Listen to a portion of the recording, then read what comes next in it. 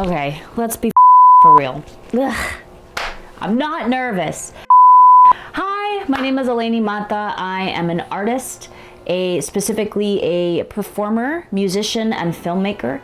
And I am officially putting myself out there on YouTube to talk about my creative journey, my artist journey. I want to do this because one, I saw Dochi do it, and two, I want to do it too. I think one, it will be helpful for me, and two, it'll just be helpful for anyone else who wants to do the artist way. But again, it's mostly for me.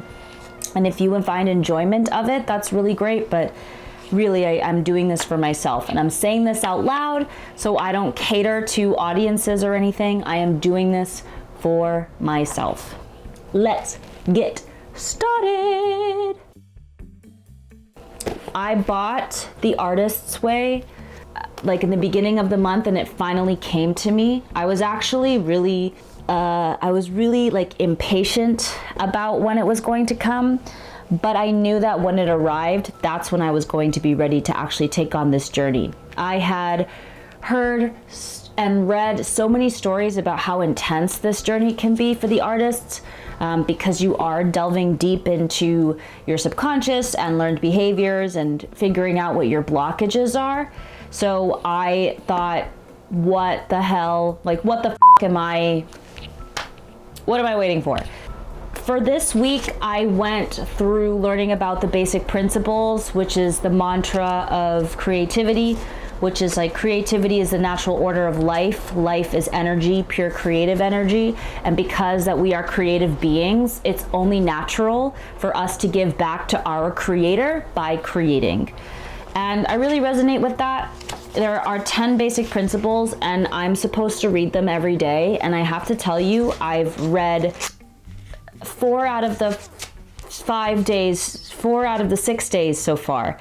So that was definitely a challenge of adapting this into my everyday habits, but it's doable. That's what I learned this morning, is keep my journal inside the page where the basic principles are. So once I'm done with my morning pages, I can read the basic principles to myself as like affirmations of creativity, and then go on from there. I also learned about the basic tools, which is morning pages, which is writing whatever stream of consciousness you have for 3 pages right when you wake up, and then the artist state. Morning pages was actually pretty easy for me because I've been doing morning pages for a bit, actually. I was first introduced to morning pages on my grad year, and I didn't study theater, but I was the graduate fellow for the head of the theater department of my alma mater, and she, for a lot of her classes, she gave morning pages as an assignment to the students. And even though they kind of cheated and did the morning pages either like the day before or whatever, but I really do agree that morning pages is really helpful. And it's really alarming that when you wake up, how many like self-intrusive thoughts come up when you wake up, or how many stressors I have when I wake up. Like, what am I gonna do today? How am I gonna structure it? Oh, it's payday, so how am I gonna pay the bills? Like, just all these things that are supposed to be like blocking my ability to even create because I'm so stressed the out. Sorry, I'm gonna swear because I think swearing is a very natural human thing, and this is YouTube and this is a community and people just naturally swear. If I were doing a talk in front of people, like an audience, I would not swear. But here, we're friends, we're casual, I'm talking to a friend, I'm gonna swear occasionally. After the morning pages, it was the artist state. The artist state was actually like, I'm gonna be very frank. The artist state is something that I really strive to do every single week before even getting here. It just now feels more intentional now that I understand the purpose of the artist state. And the purpose of the artist state is to take yourself out for a walk or do something enjoyable so you can fill your well, fill your cup, to give yourself more inspiration, right? What's challenging for me this week is that it's holiday week. School is out, so I am a mom full-time this week. It's just kind of hard, but I was actually able to find some time to work on music. But because I am a full-time mom, it was really hard to figure out pockets of time where I could like be by myself and do something by myself that didn't require me leaving my child at home. But it's the weekend, so I do have time. I thought today would actually be the best day to have an artist date, and I did kind of do that, I guess. I don't know. She as in Julia Cameron, the author of the book, she gives a definition of what an artist date is. An artist date is a block of time, perhaps 2 hours weekly, especially set aside and committed to nurturing your creative consciousness, your inner artist. In its most primary form, the artist date is an excursion, a play date that you can pre-plan and defend against all interlopers. You do not take anyone on this date, but you and your inner artists, aka your creative child. That means no lovers, friends, spouses, children, no taggers of any stripe.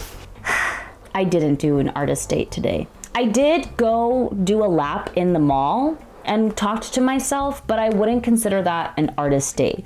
So that's my problem. I need to prioritize the artist date, but I also need to get out of this notion that just because I'm a full-time mom, I can't have an artist date, because I can.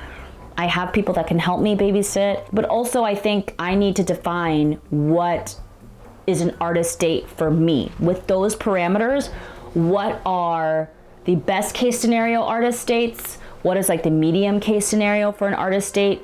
And stick to those and do that. Because to me, I feel like an artist date is like me staying at home and doing laundry and watching a movie. Even though it's relaxing, it may not be nurturing to my inner artist because I'm doing chores, but I'm also watching a movie. What could be better is me going to the movies, like I take myself out to the movies. So it's that I'm working on, and I'm learning that in this journey of like, I need to prioritize the artist date, and I need to be specific about what I want my artist date to be and how I want to feel after that. And then I did a few, and then I signed the contract, and then I started week 1. This was a lot of identifying my core negative beliefs, something about a shadow artist. I wrote this down right now.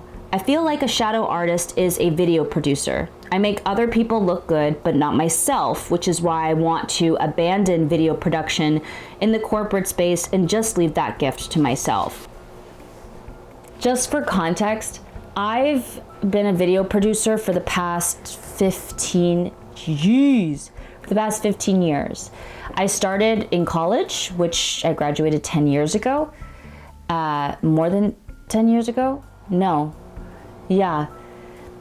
I've been a video producer for over 10 years, and I love the gig. I love the craft. When I first started, it was a lot of fun because I was doing a lot of live events. I was doing reporting and putting myself on camera, but a lot of these things involved me being the star, or me being in front of the camera, or me working with a team of people. Video production has evolved to be a very lonely job for me, especially in the corporate space, because now with wanting to save money and with a lot of the tools that exist now for one individual to create their own like house of production, production has become in the corporate space very lonely.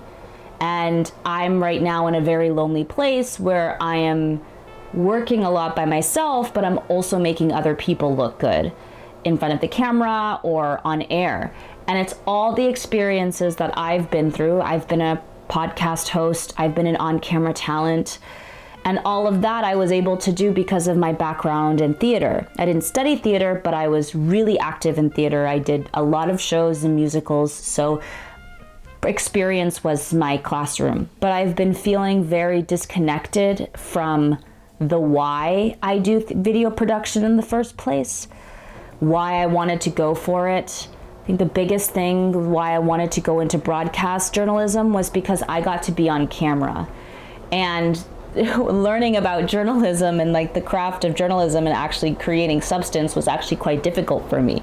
And it's like, why can't I just perform? It's easier. I learned about shadow artistry, and I totally believe I'm in that boat, which is why I want to take this creative journey super serious because I have been making other people look good for years. I want to reclaim my talents so that they're for me, just for me, and benefit me. I want to be more intentional about my creative energy and where I'm putting it. And now that I'm 31, I really want to just be more intentional. I'm incredibly, not to toot my own horn, but I'm incredibly talented, I'm incredibly energetic, and enough of kind of like not being hygienic with where I put my energy. I'm just like giving it.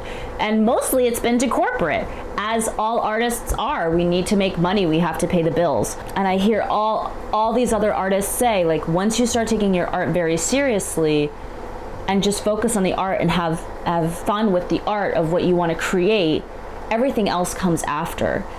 It will take a lot of facing your fear about that, but it's totally possible, and that's what I'm facing, is this fear of, like, if you're creative, you can't survive financially or anything. So I know I'm talented, I know I have all the gifts in the world, and I know that this is the best time for me to do it, otherwise I wouldn't be this aware.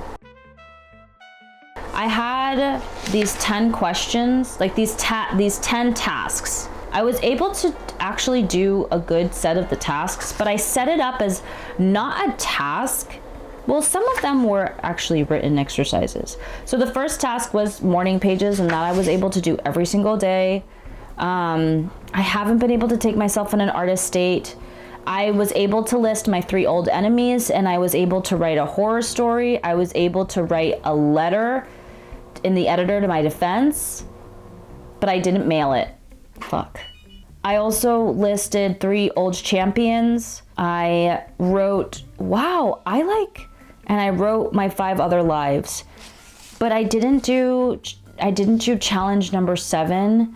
I didn't really fully do challenge number 5. I didn't really do challenge number 9, and I kind of did challenge 10.